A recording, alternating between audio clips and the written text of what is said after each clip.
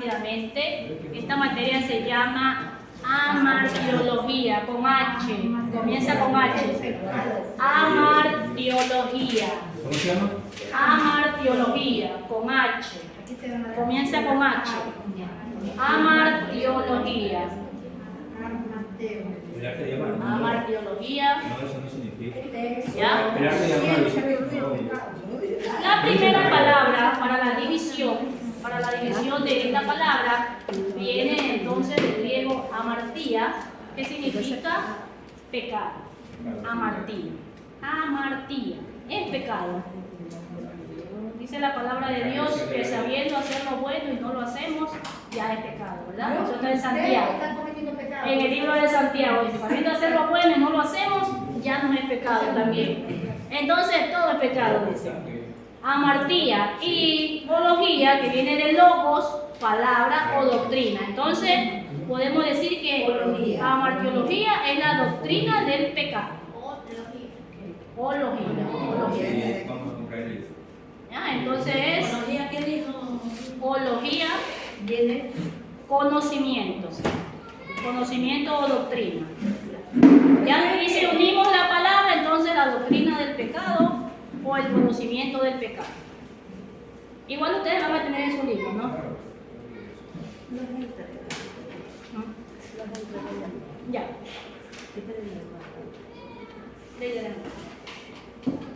Listo, aquí un poquito dice, entonces, la palabra griega para pecado es amartía, ología, que viene a ser doctrina, ¿okay? Dice que la historia revela sus horribles efectos en guerras, disturbios y en la maldad que el pecado muestra. ¿Ya? Cada sonido en la naturaleza está en un tono menor. La conciencia del hombre es a menudo un testimonio molesto a sus propios defectos y pecados. Vamos a trabajar con la Biblia, ahora me ayudan con los versículos bíblicos que vamos a buscar. La Escritura habla constantemente de su maldad. Romanos 3:23, ¿me ayudan? Romanos 3:23.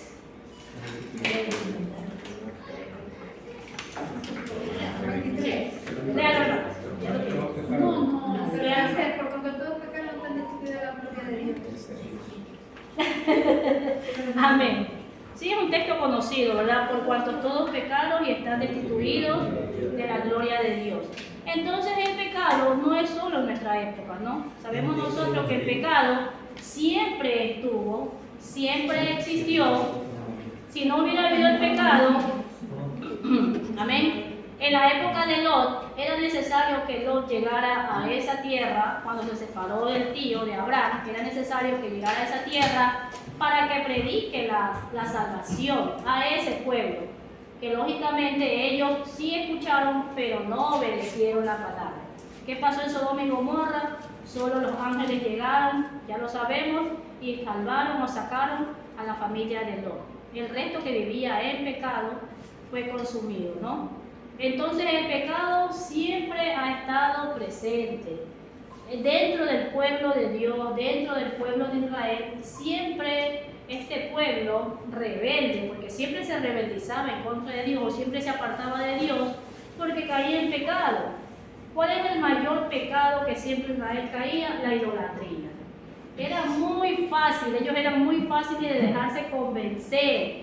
Por eso es que nosotros hoy por hoy estudiamos, aprendemos y cada día Dios nos enseña más, para que nosotros no seamos engañados, nosotros tengamos la visión que es, o el blanco que es Jesucristo siempre. Ese es nuestro objetivo, nuestro blanco, que nuestro enfoque sea ese, que no nos vayamos ni para la izquierda ni para la derecha, porque el pecado siempre estuvo presente. Pero antes de que Dios enviara juicios a los pueblos que atacaban a Israel, también envió siempre una advertencia primero, enviaba siempre sus siervos para que hablasen de una salvación o del arrepentimiento, o que desistan de ese pecado. Siempre hubieron los profetas por eso, porque eran los que llevaban el mensaje de Dios al pueblo. Pero en cada pueblo y en cada época siempre había un grupo que caía en el pecado, conocedores de Dios, conocedores del poder de Dios, aún así caía en el pecado. No nos vamos a ir lejos, está el rey Acab, que siendo él, estando en el pueblo, él prefirió y decía que Dios estaba él estaba tan confundido que decía que Dios estaba contento con el matrimonio o la unión que iba a haber con los fenicios, con la sacerdotisa, porque era una sacerdotisa, Jezabel. Y él decía que estaba correcto, él estaba mal, pero él decía que él iba a ser una gran nación y que iba a sacar adelante a Israel a través de esta unión.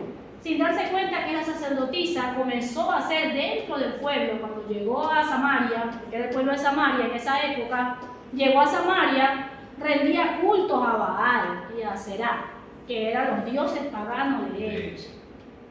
Y ya el pueblo estaba ya fastidioso de eso, ya el pueblo estaba realmente dándose cuenta que el rey estaba mal. Ellos tenían que obedecer la orden del rey en aquella época. Pero había un pueblo que se inclinaba ya a sus dioses, que compraban esos dioses, que compraban esas estatuas hechas de madera.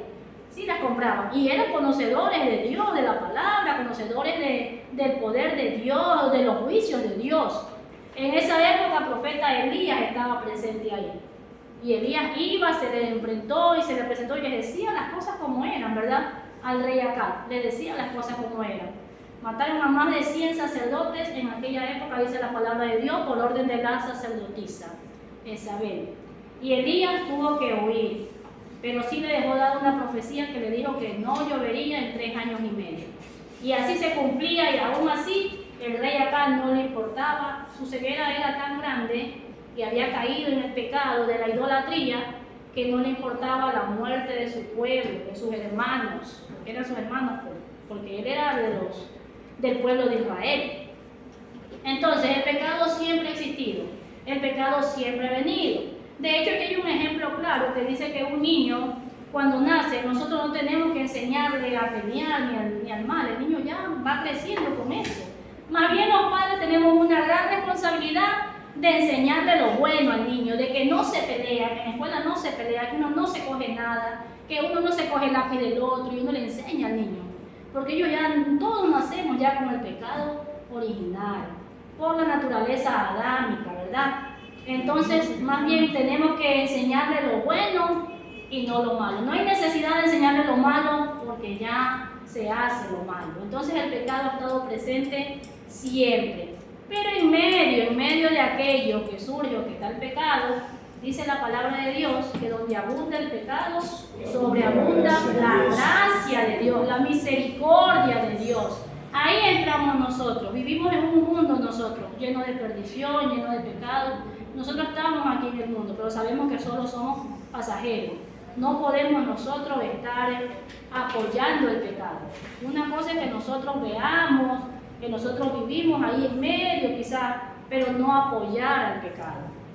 ¿Ya? Entonces esta doctrina del pecado nos va a enseñar a que nosotros, aunque vivamos en medio de aquello, tenemos que ser luz nosotros, fuera de ese pecado, siempre, y tratar de nosotros iluminar con la gracia de Cristo al resto, a que salgan de ese pecado que nosotros un día también estuvimos. También nosotros un día estuvimos, un día bailamos, un día también farreamos quizás, un día escuchamos música en alto volumen, hicimos también muchas cosas, ¿no? Pero la misericordia de Dios nos alcanzó.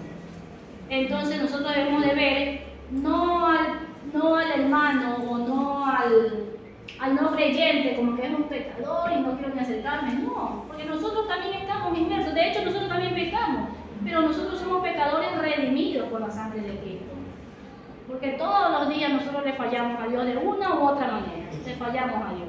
Por eso es que nosotros todos los días oramos, le pedimos a Dios perdón, le pedimos misericordia, nos acostamos orando, nos levantamos orando, dándole gracias a Dios por un día más, porque estamos todavía en este mundo y nadie está exento de nada. Amén.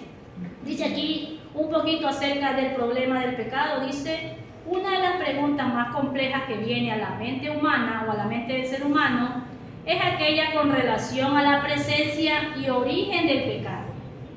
No puede ser negado que todos los hombres son pecadores. Esto es cierto para toda tribu, para todo pueblo. Ni siquiera es necesario que el hombre aprenda a pecar, lo que yo les decía. El comienzo del pecado está en la misma naturaleza del hombre desde los días más tempranos de su vida. A ningún niño hay que enseñarle cómo hacer el mal, pero constantemente debe enseñársele cómo hacer aquello que es correcto, hacer el bien, más bien hacer el bien, siempre. ¿Cuál es la fuente del pecado?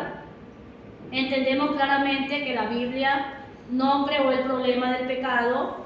El pecado estuvo en el mundo mucho antes que la Biblia fuera escrita, mucho antes. Perdón. Si la Biblia no hubiera sido escrita o si no fuera verdad, aún así tendríamos el problema del pecado en nuestras manos. Los hombres pueden hasta culpar a Dios y decir que el pecado fue culpa suya, pero eso no elimina el problema. La maldición del pecado todavía está sobre nosotros. Con Biblia o sin Biblia, siempre hubo pecado, siempre. Porque no dejaban que Jesús, cuando Jesús vino a la tierra, cuando Jesús caminó, o el primer milagro que hizo Jesús, lo recordemos que fue en las bodas de Canaán, ¿verdad? Que hizo el vino, ya. Hay muchas personas o muchas doctrinas, creo que ustedes están estudiando sectas también, ¿no? En este bloque, que hay unas sectas que dicen que si Jesús tomó, ¿por qué yo no puedo tomar? Yo también tomo. Y se agarran de aquello, ¿ya? Pero Jesús hizo su primer milagro porque su madre se lo pidió. Él decía que todavía no era tiempo de darse a conocer, pero sin embargo lo hizo. Pero ese vino que él transformó, esa agua en vino, fue en el momento. No estaba un vino añejado. No fue que no tenía alcohol. No es que lo tenían ahí días y meses y años y después lo sacaron a tomar con el resto, no, ¿verdad? Pero cuando no se tiene conocimiento de la palabra, muchas sectas se han creado por un solo versículo, se agarran de ahí, se aferran a eso y defienden aquello. Disculpe, los mormones. ¿Sí? Ellos toman. Uh-huh. En otra doctrina dice que hasta cierta hora, que si tomo hasta las 12 no es pecado, pero si paso de las 12 ya es pecado. Ya. Yo creo los nombres, pero bueno. Los testigos de Jehová también pasa. Y mire la confusión que tienen, o lo que no es tener el conocimiento de la palabra. Dicen que hasta las 12 que tomen está bien y no pasa nada y no hay pecado. Pero de las 12 para allá ya es pecado. Ellos dicen que la palabra dice que no emborracharse. Entonces ellos dicen que mientras tomen uno o dos y no se emborrachen está bien. Ustedes quieren verse así, embriagados. Yo tengo primos que son testigos de Jehová. Ya, eso es una confusión y un error, así como dice la hermana, ¿verdad? Que también yo lo he escuchado, que mientras no me emborrache, mientras yo esté bien, me tomo 1, 2, 3 traguitos, no pasa nada. ¡Qué confusión! Eso ya es pecado, ¿verdad? Amén. Entonces, estamos aprendiendo por eso aquello, ¿verdad? Qué bueno que ustedes también compartan así conmigo. ¿Sí ven? Que yo también comparto y aprendo con ustedes. Claro. Amén. Yo Entonces, recuerdo que en nuestro medio nosotros respetamos eso que usted dice, de que no tomamos, pero yo no tomo. Pero por ejemplo en Argentina, las familias cristianas, en Argentina, ni siquiera estoy hablando de un país de Italia, de Europa. En Argentina usted va a un hogar y las cervezas y el vino y el whisky están en la nevera. No se emborrachan, pero ellos se toman una cerveza como para tomarse un vaso de jugo. Nosotros entendemos eso, de que no podemos tomar. Otros países están así. pero en algunos, miren, hermanos, en algunos lugares es como que ya la cultura de ellos. Entonces no nos vamos a apartar de eso, porque por ejemplo los judíos, en la actualidad, actualmente en Israel, ellos toman siempre después de su cena o de su almuerzo, nosotros le llamamos almuerzo, toman una copa de vino. Y es lo normal en ellos. Y eso está permitido porque es en ellos, su cultura. Una botella de vino. Suiza, Ginebra, Parte de Europa, en Italia también. terminan de comer, ahí está el vino. Hay Toma, después que come, doctores que yo he visto que han mandado y a veces como cristiano lo que habla el doctor y el doctor te ha dicho, sabes que tienes que tomarte un vaso de cerveza, algo, porque para que te mueve por decir el cálculo. El cálculo, si dicen que la cerveza Y caliente. le dice, tómate uno. Que nosotros como cristianos, ¿qué le decimos? La sangre de Jesús. No, hombre, no, La cerveza caliente, dice que Pero yo pienso que para medicina ¿De qué ha tomado cerveza caliente? Dice el hermano. no pensamos. ¿Y cómo le dice al pavo? Y si es por medicina, Tres cervezas al cangrejo. si es por medicina que le mandan al cristiano, no puede ser. Si es por medicina o no, hermana, yo pienso que más que la enfermedad o que la medicina o que alguien se lo diga, yo pienso que el Espíritu Santo nosotros mismos nos redarguye. O sea, yo de pronto le puedo dar mi opinión y decirle, hermana, en lo personal yo le diría que no. Pero de pronto usted lo vea y usted dice, pero me hace bien, ya lo hice y me hace bien. De pronto no puede pasar.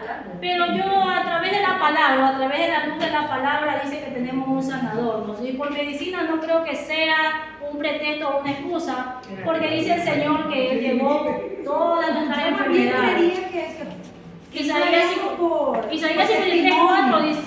53:4 dice aquello. Y como dice la hermana, por testimonio, imagínense que yo predique de sanidad, yo digo, hermano, gracias a la copita de cerveza que me tomé, que ahora no me sané. ¿Ustedes creen que está bien que yo predique eso? No está bien. Yo tengo que darle la gloria a quién. A Dios.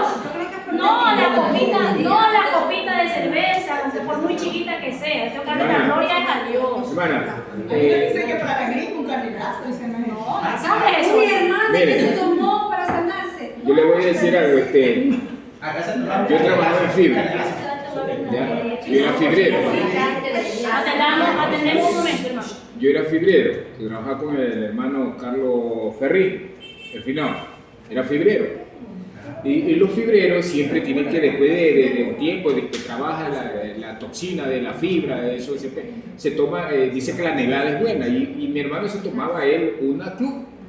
Él se tomaba una club verde, todavía se tomaba una club. Y yo trabajaba, pero yo estaba recién, tenía ya un año. Y yo decía, ¿qué te estás tomando? Y me dice José Luis, pero es bueno, dice, es tomarse para la toxina, dice, de la fibra. Y yo miraba y decía, no, le digo, yo no tomo eso, le digo yo, no, y se me venían cosas que no eran.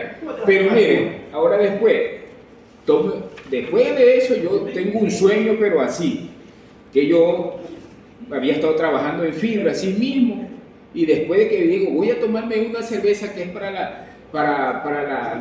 la nevada, me tomo una y después de la una yo me veo como una java de cerveza que venía de Sedalana para acá y venía comprándome 1 gramo de droga y entro a mi casa y ¡fum! Me levanto. Entonces ya el Espíritu Santo me estaba revelando que si yo tomaba eso iba a volver todito para atrás.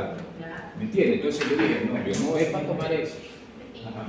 Sí, a veces son, como dice la hermana, pequeñas trampas o excusas que también nosotros a veces nos dejamos engañar y decimos, no, pero si me está dando el doctor, sí me hace bien, pero el médico por Esa ha sido su debilidad. y si ha sido su debilidad, con mucha más razón, pero a través de la palabra, el médico por excelencia es Jesucristo, ¿verdad?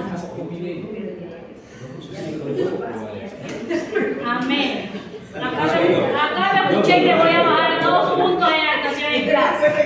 A mí el oído me va de súper bien. Pero usted sí escuchó que Claro que escuché, que a mí mi oído no es así. A la salida se lo digo, que escuché. Oiga, señor. Bájale. Y me gustó. Bájale los puntos. Yo mi oído se ha desarrollado tanto que escucho todo. Disculpe, Son los lentes. a colación de lo que ella decía de la enfermedad, hace 3 meses pasé por eso y me cayó cálculo a los riñones y decían tómate esto acá y una de ellas las escuché. Yo pienso de que como yo soy en el Señor y el conocimiento que tenga, no me puedo dejar llevar de lo que acá. ¿Yo qué hice? 3 inyecciones, oración en la madrugada y en 10 días fuera ese cálculo. Pero si yo hacía caso que tómate una cerveza y todo eso, yo creo que eso es comprensible. y como estoy. Pero con lo que me está compartiendo el compañero José Luis, que he venido donde el mundo lo sacó también Dios a él. Y si una persona es alcohólica y Dios lo ha cambiado, o sea, hay puertas que se le abren al enemigo. No todo Sabe tenemos que dónde hacer atacar. caso. Claro, hay que cuidarse. Él conoce nuestra debilidad. ¿Usted cómo se llama? Conoce nuestra Por debilidad. ejemplo, Ya Ale no, no soy cámbialo por alcohólico. otra cosa. No puede tener, por ejemplo, no puede tener problemas. Lo que pasa es que Si yo voy a lo que tener pasa es que Cámbiale la cerveza, jugo de vinagre, jugo de naranja, no sé, Ponga otra el cosa. vino. ¿Cómo dice? Haga pollo a la naranja. Mándate Ya no lo haga pollo a la cerveza, haga pollo a la naranja. Ya no me puedo olvidar. a ver, dos dice. Ay, sí, diferente, vino de cocina, vino claro. Pero y si no lo hace usted y se lo da su familiar que dio el cangrejo con 2 cervezas metido hirviendo. Eso sí no Pero eso pasa que no me di cuenta yo. Pero bueno, ya, está interesantísima la clase. Vamos a investigar un poquito, anote, vamos a investigar de este personaje acerca de precisamente esto, si el pecado, hay pecados que me son permitidos o no. Vamos a ver, vamos a investigar qué dice Lewis Sperry Chafer. Lewis con W. L-E-W-I-S. Lewis. Eso se come con tenedor. Lewis Sperry con S. Sperry. Con R, ¿no? Y, sí, con doble R, Y, Chafer, así como lo pronuncio, Chafe como este, chafa. Chafer, termina en R, Lewis Sperry, a ver, estoy leyendo cómo se escribe, Lewis Sperry con Y, Chafer, que no se pronuncia así, eso, Lewis Sperry Chafer.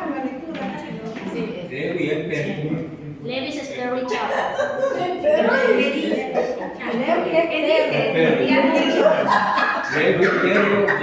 Este personaje, a ver hermano, atendemos. Este personaje ha enumerado 7 razones sobre el permiso del pecado. Vamos a ver qué es que ha pasado con este personaje. Sí, que él dice que sí está permitido, hay 7 razones, pero yo quiero que ustedes investiguen un poquito. Aquí debatimos y ahí vamos con la palabra. Me formula bien la pregunta. A ver, ya, vamos a ver bien. Lewis Sperry Chafer van a investigar un poquito sobre este personaje. Investigar sobre Lewis Sperry Chafer y las 7 razones sobre el permiso del pecado. Y sus 7 razones de él, ¿sabes?